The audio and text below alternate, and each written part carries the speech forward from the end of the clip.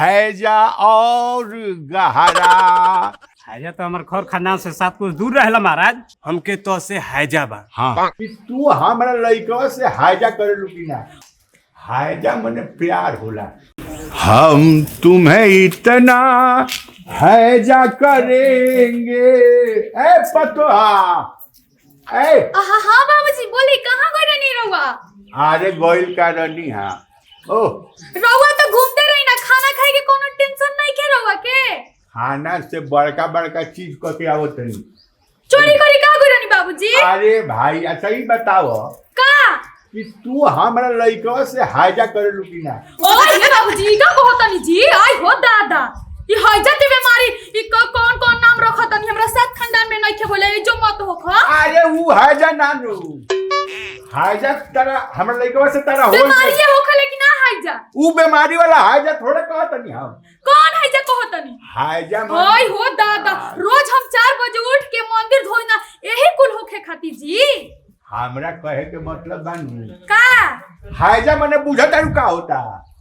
बीमारी होला बाबूजी। बीमारी नानू का हैजा मने जान तरू का भइल बा। का अगर तू कहबू न केहू से कि हमरा तारा से प्यार हो गइल बा हैं हाँ तो लोग भड़क जाता, मारे लागता, काटे लागता, डांटे लागता है।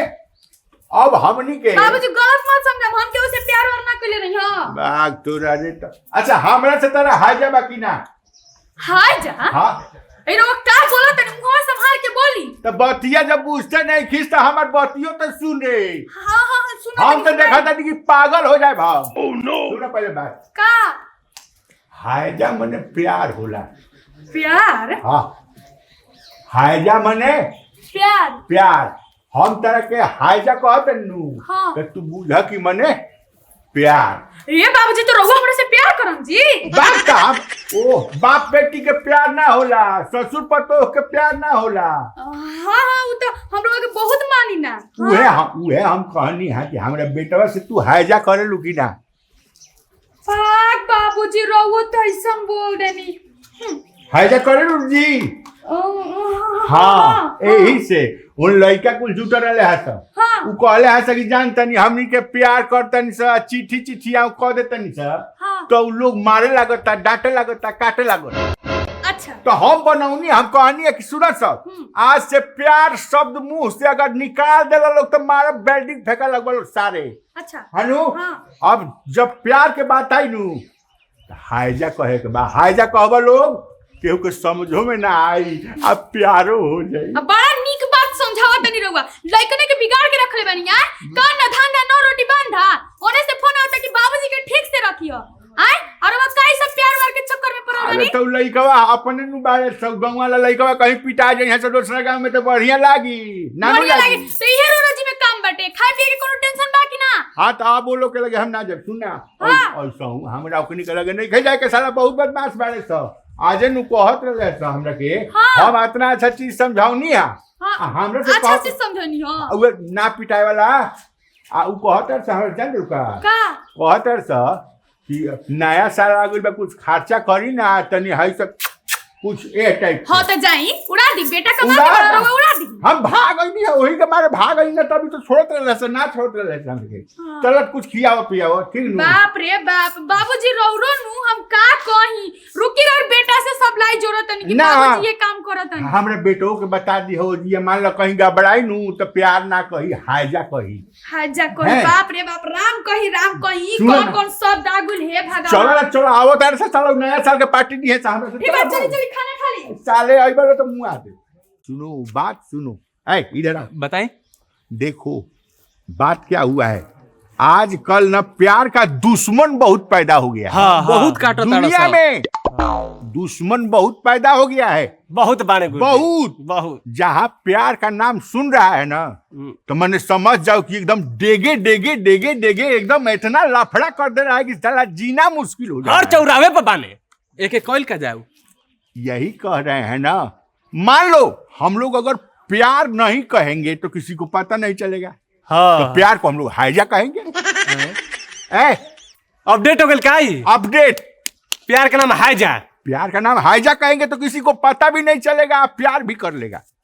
है कि नहीं? एक नंबर के जैसे गुरुजी हम क्या से हैदराबाद बीमारी जान के हॉस्पिटल धरा दिया से तब हॉस्पिटल धराएगा तो वहां पर जब सुई लेके आएगा तो उस समय बताना होगा ना कि हमको हैजा नहीं है।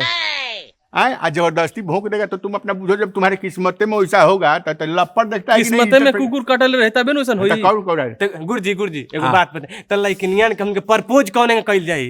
हैं? प्यार के एतराज कौन कइल जाई? अगर प्यार नहीं रखल जाई त का कइल जाई? हमके तो से हैजा बा। तो ऐसी बीमारी के नाम पे भाग जाई।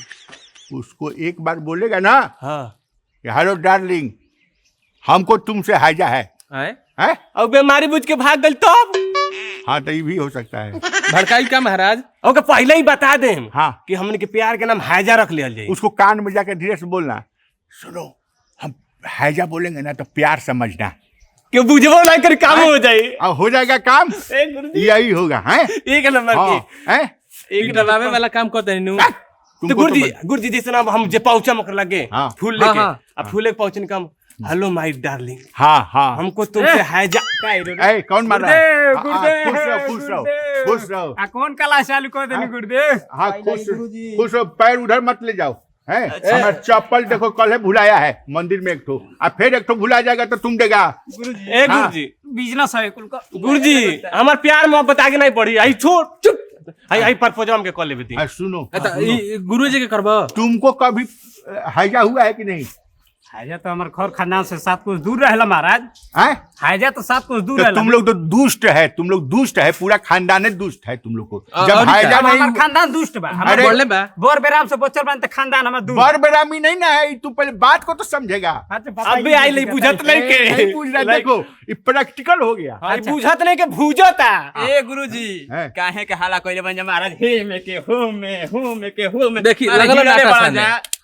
सुनो हम लोग ना हां प्यार नहीं करना है शब्द। अच्छा प्यार जैसे लड़की से बोलेगा ना, हाँ। चाहे किसी से प्यार कहेगा ना, तो उसका माई बाप तुमको कूट के बर्बाद कर बड़ा देगा। मारी आंख करिया हो जाई। कूट के बर्बाद कर देगा। अगर अपना सुरक्षा चाहता है तो प्यार का भौसे बदल दो, प्यार का नाम बदल दिया, प्यार का नाम अभी आज से हैजा रख दिया। अपडेट हो गई, अपडेट हो गई। हैजा है। ए गुरुदेव हैजा हाँ हैजा, देखो हैजा कहेंगे ना, इसका मतलब समझो कि प्यार है, लेकिन प्यार मुंह से नहीं निकालना है, नहीं तो मार के तुम्हारा खोपड़ा चेंज कर देगा। मैडम दिख जा कब के हैजा हो गई बा। हाँ हम अपने बुढ़िया से बोलेंगे, अच्छा की हैजा हो गई। आई लव यू बूढ़ी, हमको तुमसे हैजा हो गया। अजन हिंदी वाला के जन कहे नहीं का हैं? हिंदी वाला मैडम के तुम जानता है क्या उसको? ई बतिया कब तो बूढ़ी हेडक से मर जी हैं। उसको उधर में तुम ताका अगर तो मारेगा, लपड़ से बिल्डिंग फेंकने लगेगा। हिंदी वाला मैडम के तरफ ताका तो गुरुजी मैडम से हां ताका ही के बता इंग्लिश वाली से ताका का जी। हाँ बुढ़ारी हाँ। में गुरुजी के हैजा होता हाँ। मनी के कहा जीता था जिसके लिए, जिसके लिए मरता था। दर्द हैं? दर्द देखो। हाँ दर्द एकदम हाँ। भाव देखो। एक ऐसी लड़की थी वाह। जिसे मैं हैजा करता वाह, था। वाह, भाव देख के कलेजे में घाव हो जाता है, हो जाता है। तुम तो भेड़ा ऐसा तुम खाली खाता है या देह फुलाता है, कभी हैजा हुआ है तुमको किसी से? ए महाराज होते होते बाच गइल। ए इधर इधर इधर कहा दबाता पैर दबाएगा ना जी। चोटा एक घर भर चोटा चोरा में सही इधर इधर इधर कहा लग गया था हाथ? खैनी लूर ना सुधार रे खैनी खैनी खैनी गुरुदेव गुरुदेव खैनी अरे लो बनाओ। ए गुरुजी गुरुजी हमार प्यार के बतिया आगे बढ़ाई ना। हाँ। जैसे अब हम लइकनिया लगे गईनी हाँ फुलवा लेहनी हाँ। यानी ओ माय डार्लिंग हाँ हमके तो से हैजा बा। हाँ तो के जब से देखले बन तब से हमके हैजा हो हाँ गई। हमको तुमसे हैजा का इन्फेक्शन हो गया है। इन्फेक्शन हैं? कि इंप्रेशन हो गई बाटे, प्रभाव देखे गड़बड़ाई इंग्लिश- का मैं हाँ इंग्लिश में खोजो ना, मतलब क्या होता है उसका? ए बता इंप्रेशन में तो गड़बड़ा ना जाई गुरुजी। तुम लोग कितना क्लास पढ़ा है? आई तीसरा में 3 हली फेल रहा। चला है के नु चला- बताए तो नहीं जितना जाना रुपया जाई। पढ़ रहे हो उसको तो हमनी के कुछ ज्यादा ही नहीं कम पढ़ा लो कम से हम पांचवा चारवा हई। चारवा पांचवा है तो तुम पांचवा लोग चारवा कोनो काम करने जो हम बताते हो करो। अरे गुरुदेव काली खैनी से काम चली माला की पीला ओ। कानू हो गइल बड़ा। मलो ना उसको, मलो।